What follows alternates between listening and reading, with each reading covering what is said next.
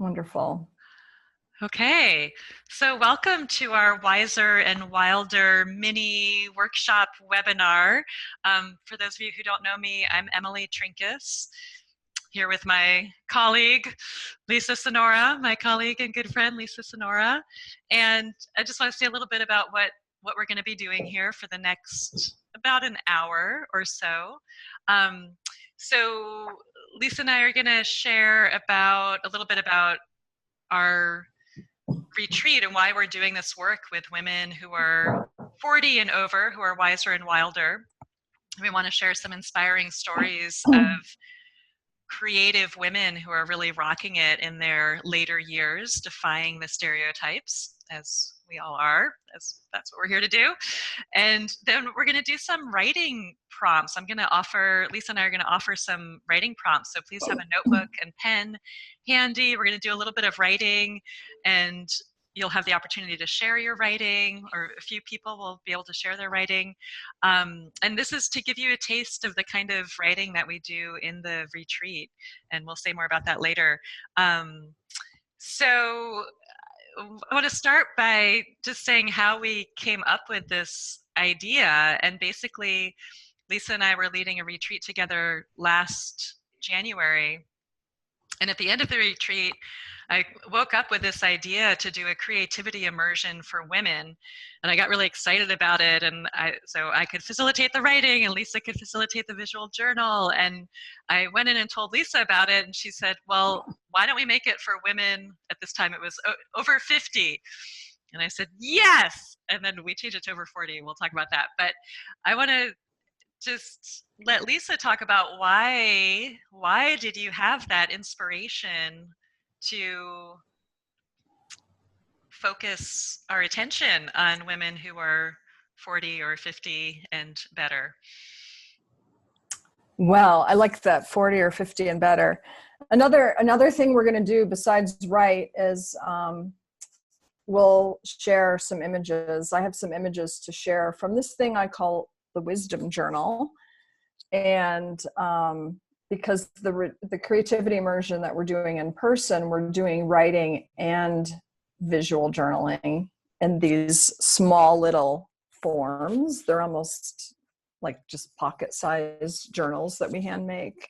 And I do 1 or 2 or 3 a year. So I'll show you and talk to you about what that's about. Well, I think in a way, just in general, no matter how old we are, if we're pursuing a path of creativity and a path of art making, the thing is, there just isn't a set pathway. In my own experience, it's been a very lonely journey, and I've struggled to find my peer group. Of course, this has gotten somewhat easier in the age of social media and blogging, for sure. Blogging, I think, is the main way that I've been able to connect with my peers, especially women artists doing something similar. But before that, and even in a continual fashion, and maybe this is just how my creative brain works or something, I've just found that the artist's life can be very isolated. I don't know if any of you relate to that. And honestly, I feel really vulnerable saying that I've felt lonely in my creativity and felt hungry for a peer group.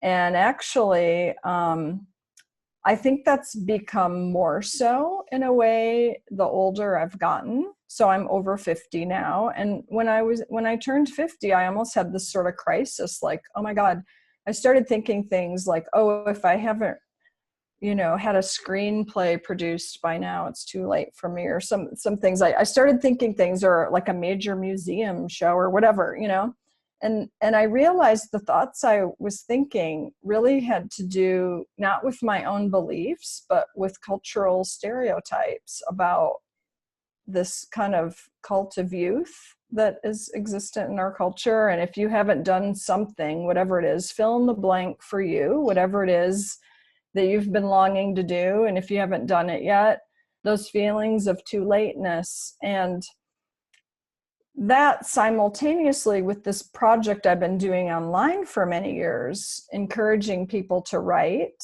starting with journal writing, because I think it's an amazing doorway into creativity, is having a private sacred space to work. So I really believe in journal writing. And so I've done this 30-day journal project.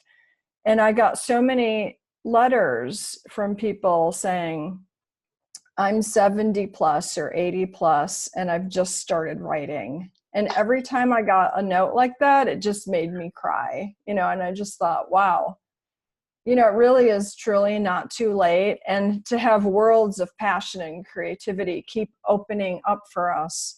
So I just thought, well, if I'm feeling nervous or ashamed about how old I am and what I've done or not done so far, then I'm just going to come out with it, because that's how I find my peers. It's like being vulnerable and just telling the truth, which is not easy to do. And so that's where it came from. I know that was very circuitous, but yeah, that's been my inspiration. And it feels bold and daring and impossible in so many ways. Thank you. Yeah, and I can relate, and that made me a little teary. And we've got Beverly saying she's 81 and can relate to what you're saying. Hi, Beverly. Thank you for that. Rock on. Now I feel like a whippersnapper. Awesome. Yeah. The act of creating makes us vulnerable, no matter how old we are, no matter where we're from or how much experience we have. Imposter syndrome, all that stuff is very real for anyone who is stepping out and telling the truth. And that's another reason we really want to empower women to take their turn and make a stand, or, even if it is in your journal, just working it out there is so powerful, knowing what's important to you, even in the privacy of your own pages. Huge. Mm-hmm. Mm-hmm. So Emily, handing the mic back to you. Yes. There's this great quote on here. I'm going to hand the mic back to you and just ask you kind of the same thing, maybe to share a little bit about, we just had a retreat together in September, and what sort of takeaways you had from that. But someone in the comments said, Catherine wrote, a Native American teacher shocked a group of us many years ago, quote, a woman's strength is in her vulnerability. Absolutely. Yeah. So, well, I'll definitely say some takeaways from the retreat, but I wanted to say for myself why I think this work is so important and why I'm so on fire with it. So partly it's just on a personal level. I just turned 50 in September, and also had, as much as I like to think I've transcended or detached from the cultural messaging, I definitely also felt that pressure or questioning of, is it, I haven't published the books I've wanted to write, and is it too late, and what's wrong with me, is there still time? And also feeling this sense of, like, for me, I really put my creative writing aside for a lot of years as I was building my business. And so I write about astrology, and mostly over the past decade or so, I've mostly written about astrology, which has been great and has built my career as an astrologer. But I sacrificed my creative work, and I feel like this is very common for women, whether, I'm a kitty mama, I don't have human children, but for a lot of women, it's, in 20s and 30s and into the early 40s, it's raising kids, or it's raising a business and putting a lot of energy into career, and sometimes both. And so what gets put off to the side is often our creativity and our dreams, our creative dreams. And so turning 50 was for me this kind of kick in the butt to be like, okay, yeah, if let's say my life is half over, or who knows, it could be 90% over or 95%. We never know. But if not now, when? For me, that was a really helpful wake up call. And I know so many women who are older than me and a lot older than me who are really just going for it in their later years. And so, they inspire me. So we did our first retreat, our first Wiser and Wilder retreat, just after my birthday. So I just barely qualified to get in we did it for 50 and older. And I felt a huge sense of renewal from doing the work. And one of the great things about collaborating in co-facilitating a retreat is that I get to be a participant. I get to, while Lisa is facilitating and guiding us through the visual journal process, the wisdom journal, I just get to be a participant and play.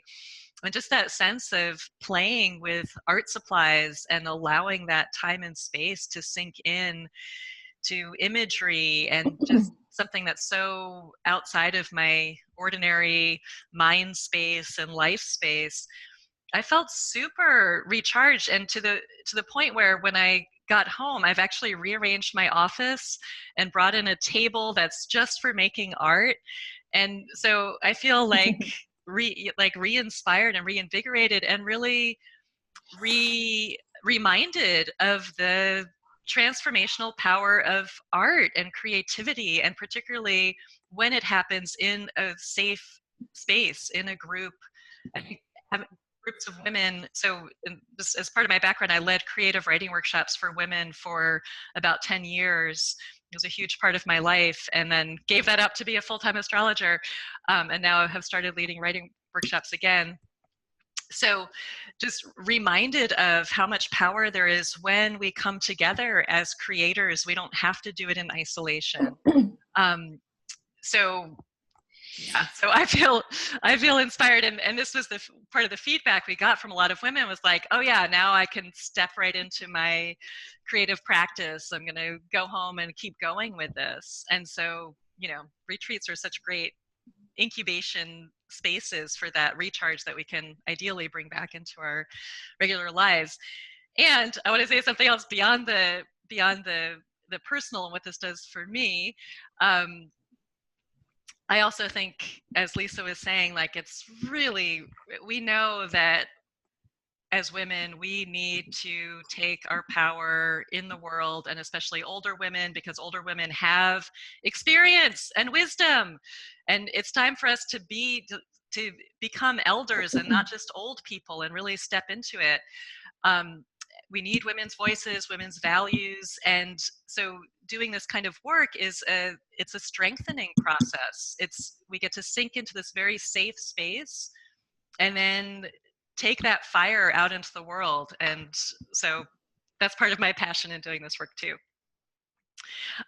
So Lisa, do you want to share some stories about women over 40, over 50, rocking their creativity? Women well over 40. Yes, yeah. Definitely.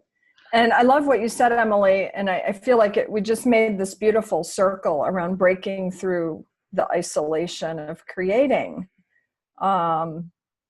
It's so helpful to have a peer group, and all of us have to be in charge of creating a peer group somewhere, even if it's just one person. But this is our effort to try to connect people, to try to connect this particular peer group and say, hey, we're here, and let's have a space where we can dialogue and create together and encourage each other. So one of my favorite quotes comes from Annie Proulx, who wrote, if you saw Brokeback Mountain, it was first a novel, Brokeback Mountain. She and the Shipping News, I can't remember which one she won the Pulitzer Prize for. She also won a National Book Award and many other honors. Now, what's so remarkable is she said, I didn't start writing until I was 58. Okay, so let's just let that sink in for a minute. I didn't start writing until I was 58, she said. So if you've been thinking about it and putting it off, go ahead. And then there's a visual artist who I love. Her name's Carmen Herrera. She's from Cuba. Another thing, too, by the way, if any of you have anecdotes or quotes or stories of women artists who are rocking it, age 40 plus, just leave us a comment about it or email us, because we love to collect these stories and quotes. This can be part of our lexicon, part of the things we share with each other. But Carmen says, don't be intimidated about anything. Don't be intimidated about anything was the advice she had to offer in an interview. And she was interviewed after doing a museum show. She said she worked for 50 years on her painting, and she sold her first painting at age 89. So this was a show she did at like age 100. So she sold her first painting 11 years ago at the grand age of 89. And she's an abstract minimalist painter. So check her out. So there's an example from writing and from visual art. And I think with that inspiration, what do you think, Emily? Is this a good time to dive into a little quick writing? First writing prompt? Yes, absolutely. Let's do it. Okay, Yeah. so all you need to do this is some paper, any kind of paper, and something to write with, and we'll write for about 5 minutes.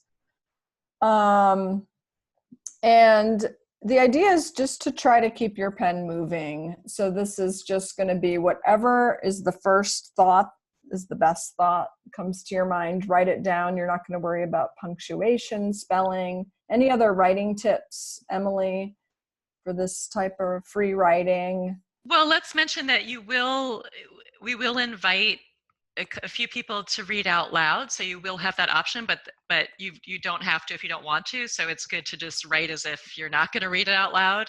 And yeah, and just like Lisa said, letting it flow. And so rather than thinking, I wonder, should I write? You can literally just write that. I don't know what to write. Is it 5 minutes yet? This is boring. I don't know. Just keep your pen moving with whatever thoughts come through, and that helps to bypass the ego mind that can get very caught up. It's just like keep writing, and you'll go somewhere. And it doesn't have to be prose or full sentences. It could be look like a shopping list, or look like a poem or something like that. So the main thing is to keep going. And this is the type of way we start out writing together in the workshop. And your facilitators take the same risks as the participants in the group. So Emily and I write along with you.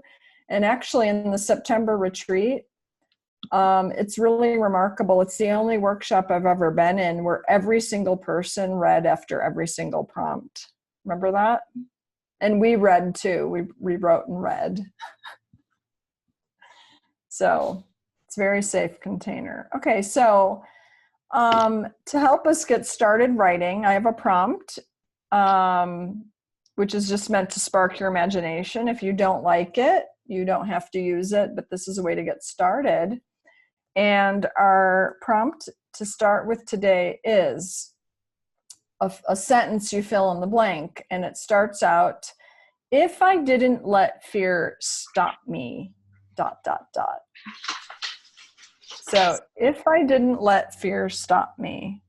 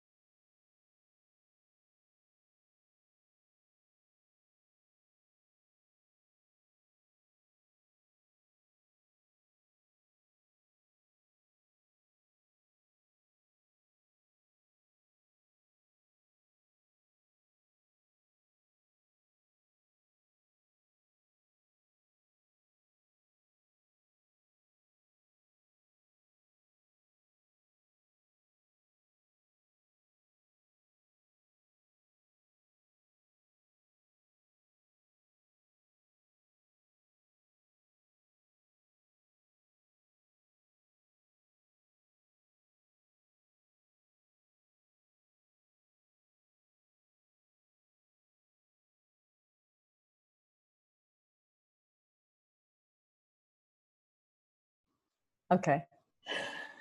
So just another 30 seconds or so.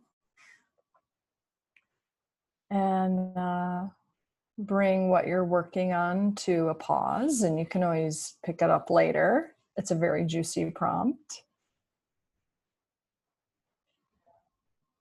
And if there is someone who would like to read, let it be known. Maybe unmute yourself and say, Yes, and to unmute yourself, there's a little microphone symbol in the lower left of your screen that you can click on, or if you're having a hard time with that, wave at us and I can unmute you. I'll read. Yay, thank you. You want me to start? Yeah? yes, please. Okay, here we go. If I didn't let fear stop me, I would set the world on fire. I would kill Trump. I would be brave and courageous. I would take my screenplay in hand and physically go to Hollywood, bang on doors, and find the people who can bring my words to the silver screen. I would write several screenplays at one time. I would stop procrastinating and being somewhat intellectually lazy. I would become friends with spiders and snakes. I would stomp on fear. I would take fear out of my vocabulary and out of my life. Done. Thank you. Mhm. Thank you so much. You're welcome. Mm. I love it. How did that feel to read to us? Great, great. I had to Awesome. overcome my fear, but I did. Oh, so brave. Thank you so much. Thank you You're so welcome. much, Beverly. You're welcome. Does someone else want to read?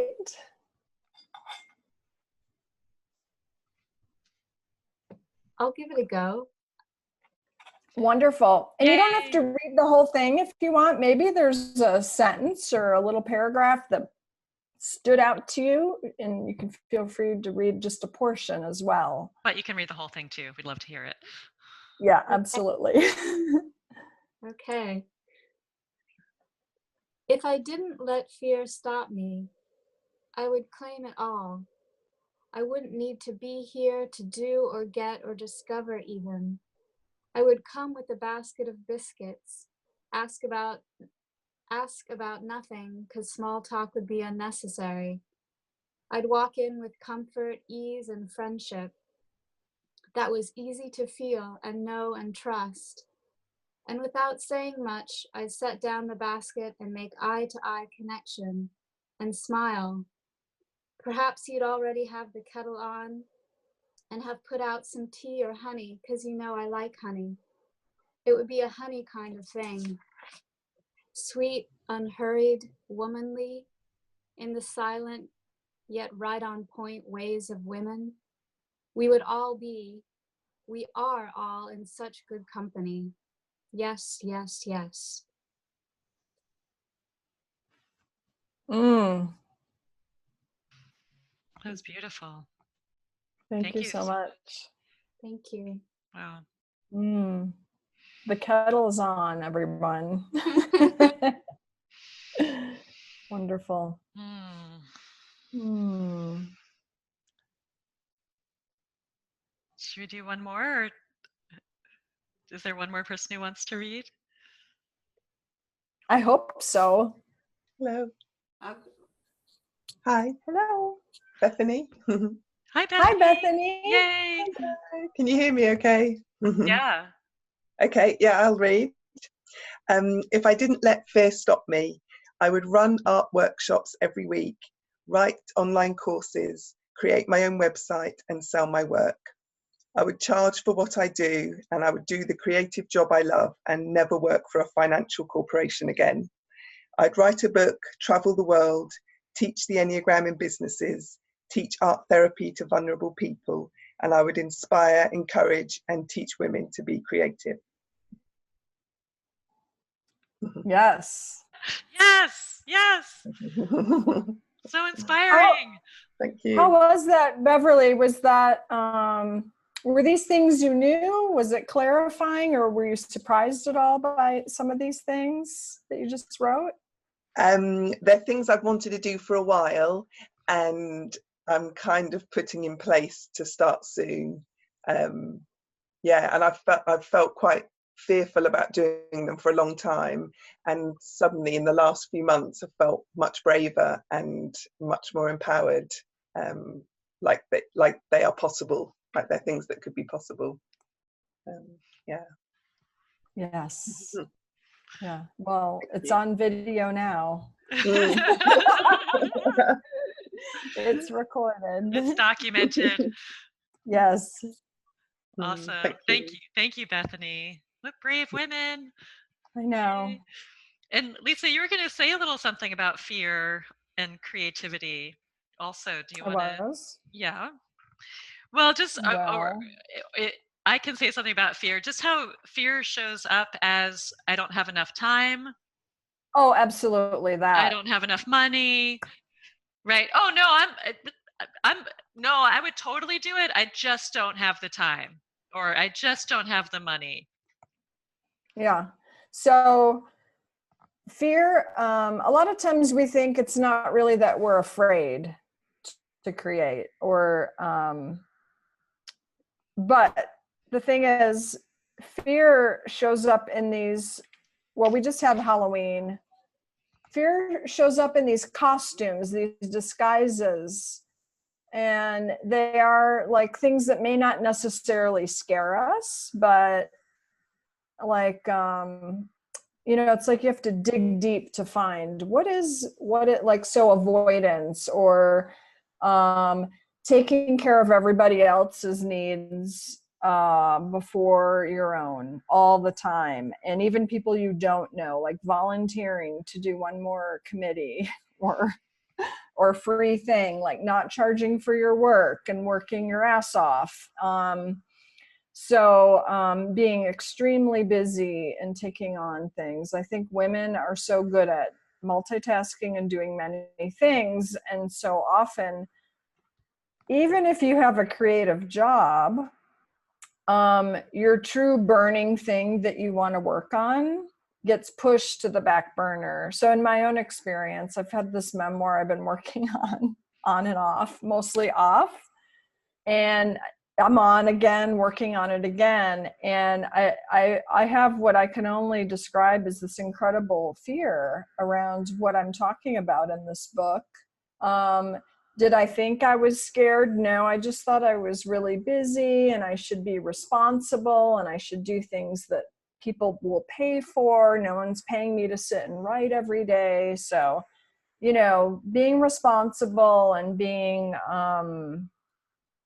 what do I want to say? I guess just being conscientious and taking care of business, having all this resistance to working. And now that I actually am on a schedule, and the first thing I do every day is work on my memoir, and I'm on this roll day after day, Monday through Sunday, 7 days a week, because I don't want to break my momentum. I don't want to break my flow. And I'm like, oh my God, shit, no wonder I wasn't doing this, because it's just stirring up a lot. And Emily and I share the same writing teacher and mentor, Pat Schneider. She is, we'll share her book and our resources in the follow-up call. And we also use her method in teaching writing. But I remember Pat saying, it's either in her book or she said it in a workshop I was in, that it's not that we don't like writing, it's we don't like where the writing takes us sometimes. And same with whatever your medium is, substitute writing for painting or whatever it is that's scary. And I think it goes back to what you were saying in the beginning, Lisa, about vulnerability, because the creative process is incredibly vulnerable, and it doesn't matter if you've been writing or painting for decades, it's still going back to it. I think what I've learned, it's not that, like, after years of writing, it's not that I've gotten over my fear around writing. It's just like I have a better relationship with it. Oh, here's the part where I freak out. Oh, there's my resistance. Great. Yep. And we're going to just sit there and do it anyway. Yeah, that's part of the process. So I think, Yes. right? Just acknowledging Yeah. fear is so important, because otherwise it will keep us, because, and particularly when it comes to those big creative dreams, you know, like I know, I remember you talking about this memoir many years ago, right? We've been friends for almost 20 years now, right? And way back, and for myself, and so it's incredible, like you're doing it. And for myself, like the the writing dreams I have that are so big, and I've held them for so long, and then to start taking steps in that direction is terrifying. It's the fear of Yes. failure, the fear of success, the fear, and then where the creative journey is going to take us, we don't know. We don't have control. We don't have control over that process. It's so much easier to take care of the things in life that have a linear, clear, I do this, I get that result. The creative process isn't like that. It's a mess. We have to surrender, Yes. which I think is also great practice for the rest of life, or a lot of areas of life where we don't have control and things get messy. The creative process and facing our fears and moving through them can be good practice for the rest of life, as we know. Okay. Uh, Yes. And just to say too, picking up on the not linear part, it's not like a straight line, like, oh, I'm just going to keep getting better and better and better at something. I think in a way that's a very sort of masculine idea, that there's a trajectory that's always moving upward, like your resume just keeps getting better and better and better or something.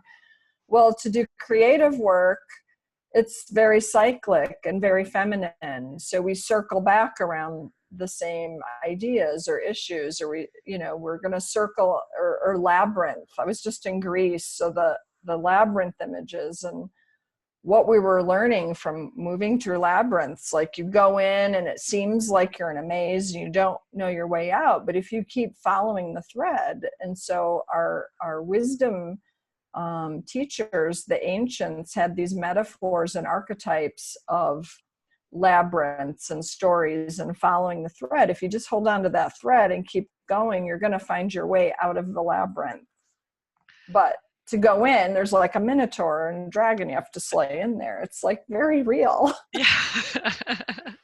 Okay, so on that note, we're going to do another writing time, another quickie 5-minute write, and this is kind of a variation on the theme, and I want to introduce it by saying this is something I heard another writer talk about. I think it was James Altucher. I think he's the one who said it. But what he was saying was that for every person who you're thinking about and you care about their opinion as you're writing, for every person you're taking into consideration in that way, the quality and power of your writing diminishes by 5% or 10%, right? This really struck me because I think, there's memoirs I want to write and I think, oh, but my mom and this friend of mine and that teacher, and what would they think of me? And yeah. So for this prompt, we're going to start with the phrase, if I didn't care what other people thought, and you might specifically talk about your creativity or the rest of your life or whatever comes to you. If I didn't care what other people thought. Again, 5 minutes, I'll give you a 1-minute warning.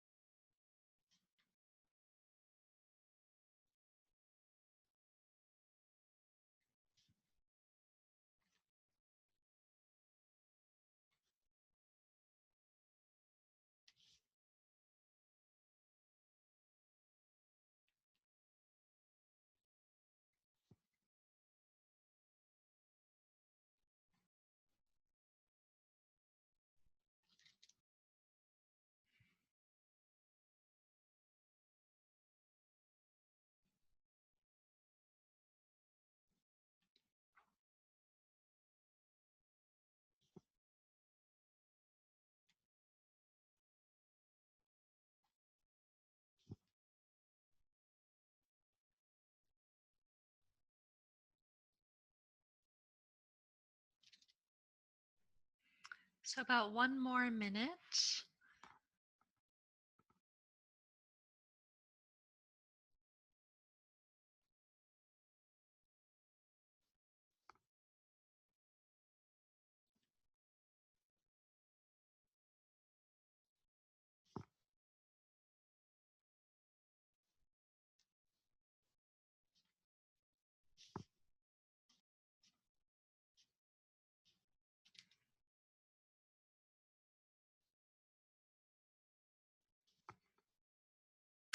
And that's time.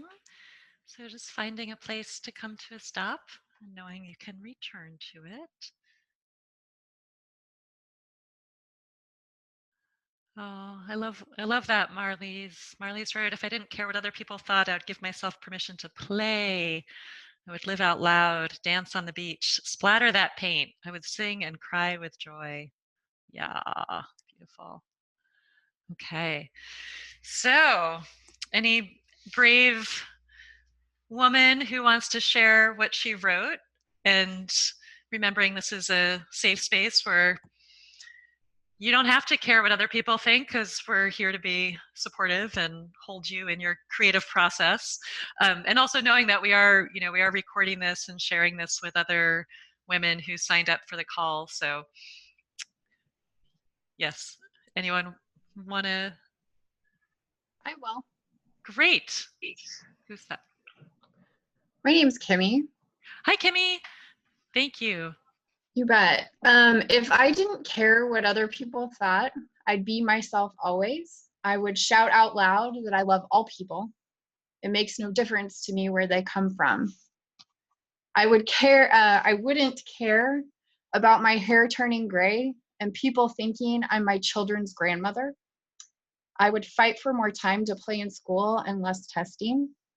I would create every day whenever I had the chance, knowing it doesn't matter what people think of it. It isn't their life. This is my life. I can be me. Brava. Beautiful. How did that feel? Ugh, it brings tears to my eyes to think about it. Because I care. I don't know why I care so much about what others think. So, and it's hard to let go as a woman, what others think about you. So. And you're so not alone in that. Anyone else care way too much about what other people think? Amen. Yeah. Yeah. And I think we're conditioned to, right? Because especially as women, it's all about what's happening externally. How do we look? That's the full-on conditioning. So it's all about what other people think of us. What's the reflection? Yeah. Right. So it's a big one. Big one. Thank you for your courage. And I felt listening to your writing, I felt very expansive. Thank you. Who else wants to share, wants to take this opportunity? It's Catherine. Hi, I'm Joanne. Catherine! Yay! Hi, Catherine. Hey. So if I didn't care what other people thought, I would dance in the park and dress like Titania, Queen of the Fairies. I would speak from my heart and not suppress the love that wishes to go out into the world through me. I would only wear shoes if I had to because of the cold or sharp rocks. I'd throw away restrictive clothing and never wear underwear again, unless it was really cold, of course.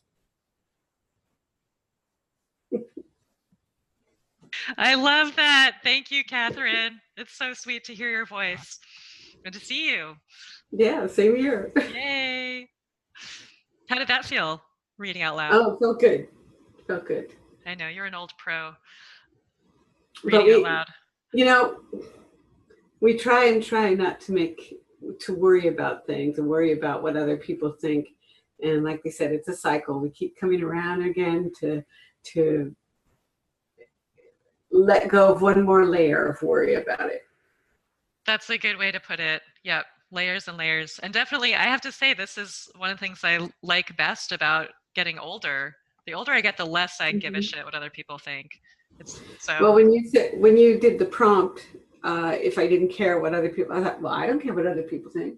But, well, Yes, I do. There's some things. I mean, if I didn't wear a bra to work, I would feel really weird. Right. Levels, layers. Yeah. Kimberly says, yes, no more underwear. Woo!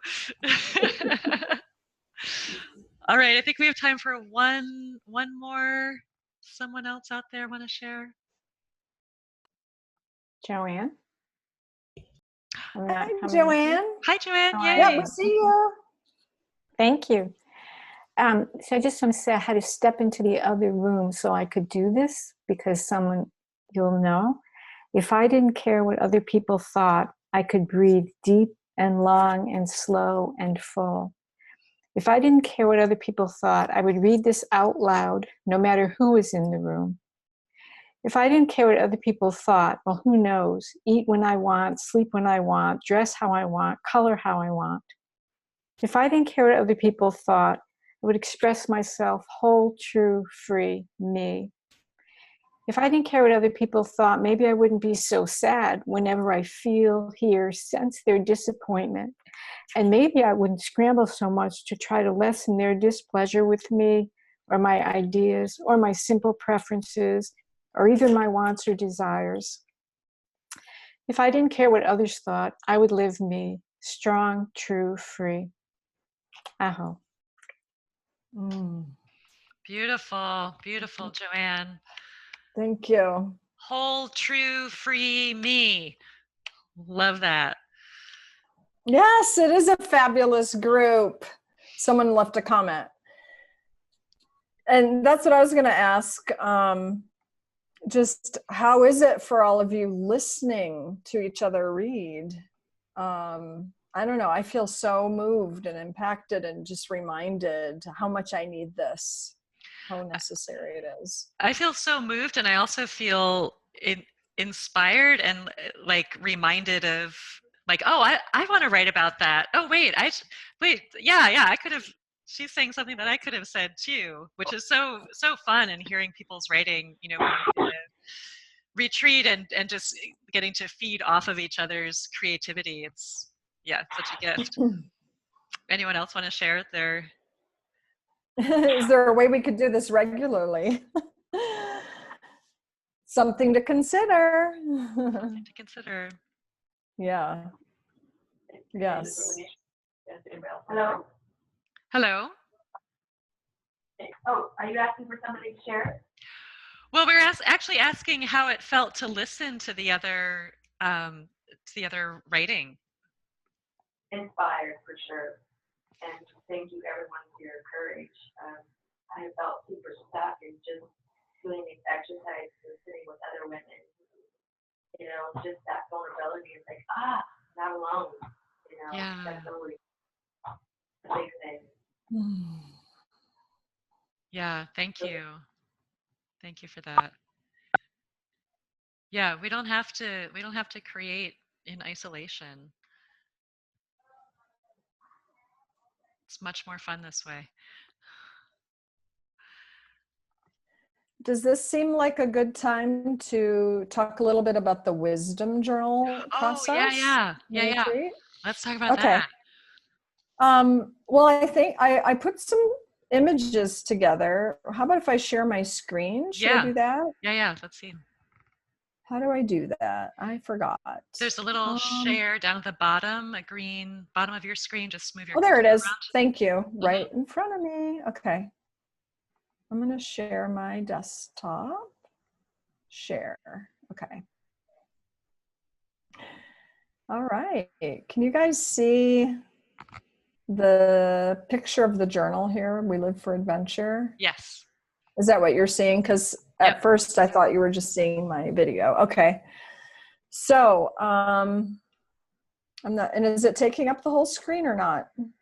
Pretty much. Oh, there it is. Yeah. We see the little images on the side. Okay. And what about the cameras over here on the right? No? No, you're good. Okay, good. I can't, because I'm seeing all of you on the side. Okay. So this is the cover of the wisdom journal I did in September, and it's about this size. I don't know if you can see me also. Yep. Okay. So it's a small book, and the idea is that it fits in your purse. You can carry it around, and we hand make our journals. So I teach everyone how to do painting and collage. We add writing in these. No experience is required. Absolute beginners can do this. And I call it a wisdom journal because it gives you just exactly what you're looking for. It's a very intuitive process where actually to make these journals, we start out with really big pieces of paper and we start collaging and drawing on them. And then we tear them up and to make the small pages. And then on top of that, we do more collage and more writing and painting. So let me just show you some of these close-ups of what some of my pages. So I love tearing things out of magazines for my journals. A kind of quirky thing that happens in all of my books is that I put some kind of table of contents in there, or just the word contents. I don't know, I love that. Tearing out words is a real important part of looking for the images. And everyone's journal, everyone's wisdom journal, even though we're all working with the same exact paints and supplies and even the same stock of magazines, everyone has a completely different journal at the end of it. And having an intuitive, what do I want to say? It's like a very imaginative way of work, because when we work with writing, we're working with language, which keeps us very much in our known. So this never was more true to me than when I started becoming bilingual. I lived my life in Spanish here in Mexico, but my native language is English. And so when I was learning to speak Spanish, I couldn't express things that I didn't have words for. And I had always known that the language center of the brain is actually in our logical center, which is a little counterintuitive. You think writing comes from the totally creative, intuitive side of the brain, but it's actually very logical, very linear. We can't really express what we don't know the word for. So when we work with image and paint, and most of us aren't trained artists, so especially playing with art supplies, we get into our vulnerability in a very different type of way, but it really awakens this image maker, awakens our intuition and our imagination. I feel like that's where our dreams are. And when we work with image, we're in the unknown in a very safe way. You know, we're just dealing with paper. There's no negative consequences. We get to actually feel what it feels like to not know, and it's very pleasurable. And these words that you're seeing here are actually rubber stamped on a piece of paper, but the words that ended up in this particular wisdom journal came from a writing exercise that Emily led, where we did some writing and then we circled words or something, but we kind of created a spontaneous poem out of our writing. And it's actually those words that wanted to find their way into my journal, among other things. So these journals have a significance mostly to the person who made them. You can't really interpret them. So in the workshop, we don't comment on each other's work, just like we don't critique the writing. But we do invite people to share their experience and share what they're learning from all this.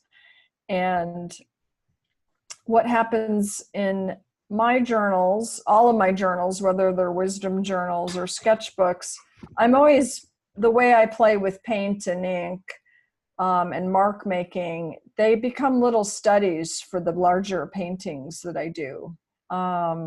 So this is like my safe, spontaneous, fun way of working it out. This image here is a picture of me as a little girl a toddler reading a book sitting on top of suitcases, which really is like the life metaphor archetype, the traveler, reader, artist. And so I wonder if there's any questions about this process that people want to ask, but we do this in the workshop. So we have time to work in the studio, where it happens here at my creative retreat I've created in southern Mexico. And there's a little hotel on site here with 5 rooms in it. And we have a nice big yard and indoor outdoor art studio where we do our writing and we do our image making. Emily, I wonder, do you have any images handy that you can share? I do. Yeah. And I'll say a little bit about my process if you want to unshare. Yeah. Yes.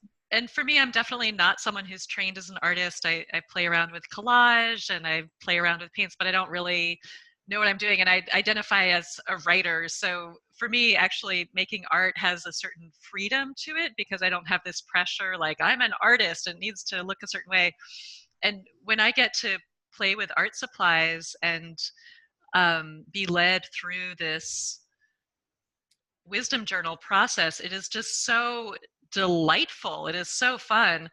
And this is an image from my, can everyone see? Can you see that, Lisa? Can you give me a yes or no? Yes. Yes, you got it. Okay. Yep. So this is actually from the wisdom journal I made in January when Lisa and I did a retreat together. Then it wasn't a Wiser and Wilder retreat. It was like a New Year's creativity retreat. And I did not like my wisdom journal at all. And I was also I was going through a lot of grief. I was having a really hard time. I was in a difficult space. And I just dug it out in my office reorganization. I dug out my wisdom journal from January and looked at it again and actually liked it. I like it now. It's like I couldn't enjoy the reflection of it at the time because I was in such a kind of dark place. But I was like, all right, permission not to know, yes. And there was this theme in that whole journal around like living the questions. But the journal I made in September, this is the front cover and back cover of the one I just worked on in our Wiser and Wilder retreat. And it's just very there's something so liberating about the process and just learning, what does my subconscious have to say to me? What wants to come through that I'm just picking colors and images and words and putting them together. And as Lisa said, it's so amazing to see everyone else's journals because they are all radically different. Since I had just turned 50, I did a visual journal on the kind of theme of, turning 50 and this transition into a new life. So those are a couple of my images. I think that was, yeah. Thank you, Emily, for sharing those. Yeah. So I guess, yeah, just open it up, see if there's any questions about our retreat. So our next retreat is in February in Oaxaca. Lisa's art house is amazing. I've been to Oaxaca 3 times this year to retreats, and I also did a writing residency there in May so I could work on this book I'm working on. It's an incredible place. Great food. Oaxaca I'm just completely in love with Oaxaca. It's so inspiring. There's art everywhere. It's so beautiful, and the food is ridiculous. So I'm just a huge fan of Oaxaca and the art house. And basically, we spend 5 days writing together, like the little writing that we just did together, but we do 3 hours of that each day, and then we spend a couple hours in the art studio making visual art. So for me, this is like fantasy land, like dream vacation kind of thing, getting to be creative with a group of women in Oaxaca. So we have another retreat coming up February 20th. Does it start? When's our retreat? We should put a link in there. We'll put a link. We'll put a link there. Yeah. Yeah. So are there any questions about any of this about the retreat, or anything you want to share about anything that we've gone over? Oh, good. I've got something. Hello, this is Pardon? Catherine.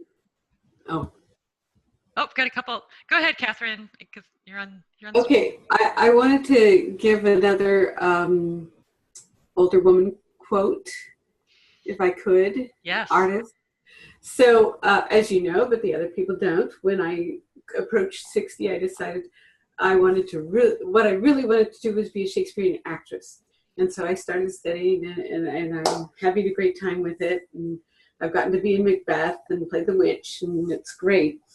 But a little while ago, I was looking on YouTube, and I found this thing from the BBC that was interviews of different British actors on what Shakespeare meant to them. One of them was the lovely Helen Mirren, and she would have been before 70 at the time. And one of the questions they asked was, is there a part that you haven't played that you would like to? And she goes, Juliet. Too late. But that doesn't mean I don't practice her. Ooh. That just gave me chills. I love Helen Mirren as well. Thank you for sharing that. I have a cute picture of her that I keep in my studio. It's some little meme that someone made on the internet somewhere, but it says, she says about like advice about getting older. She's like, yeah, I would tell people to F off more. Just. So Beverly says she's applied for a local grant. Yay! To come. That'd That's be awesome. Yay! Let me talk about the accommodations. I said there's 5 rooms here at Art House. So we have space. The rooms are set up. Each room is a suite, so they have their own bathroom and lots of space with tables and stuff to work in your room. If you're in a roommate situation, you each have your own bed. If you're in a couple, we can make a big, nice king-size bed in there. And I think we also have the option for people to reserve a single room if you're coming by yourself and don't want to be placed with a roommate. And so I think one of the rooms is taken. So we have like 4 rooms available in total. And then once the rooms fill up, then people have to stay at a hotel nearby off-site. And there are several hotels within a block or 2 away, some about a block away, some a couple blocks away, that we recommend. You still get to be with us at our house and have meals with us here, but you just have to sleep off-site once the rooms on-site get taken. Actually, we have 3 rooms left because Emily's in one of them. I need one of those. And Yeah. was someone else starting to ask a question or make a comment? There was someone else talking when Catherine was.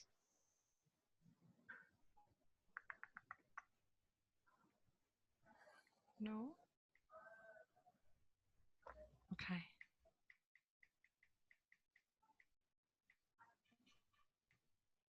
Okay.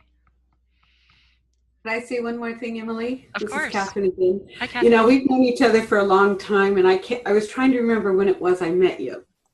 But it's 15, 20 years ago. I don't remember. A long time. But I have to say that here you are, you're 50. You look younger now than when I met you.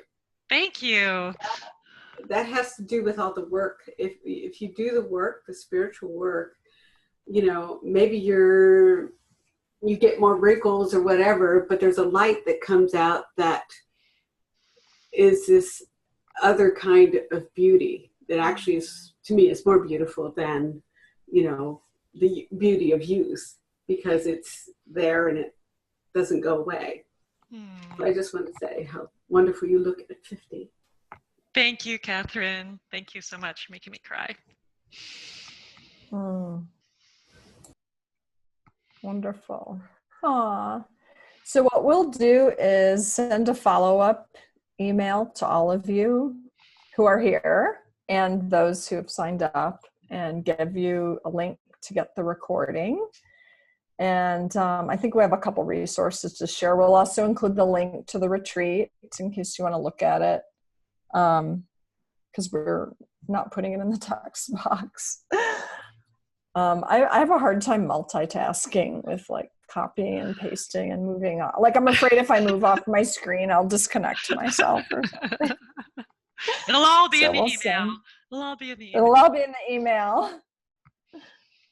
Yeah. And I just have so much appreciation for all of you who are interested in this work, whether or not you're coming to the retreat, but this is so important. And thank you for spending a little bit of your Saturday with us. It means so much.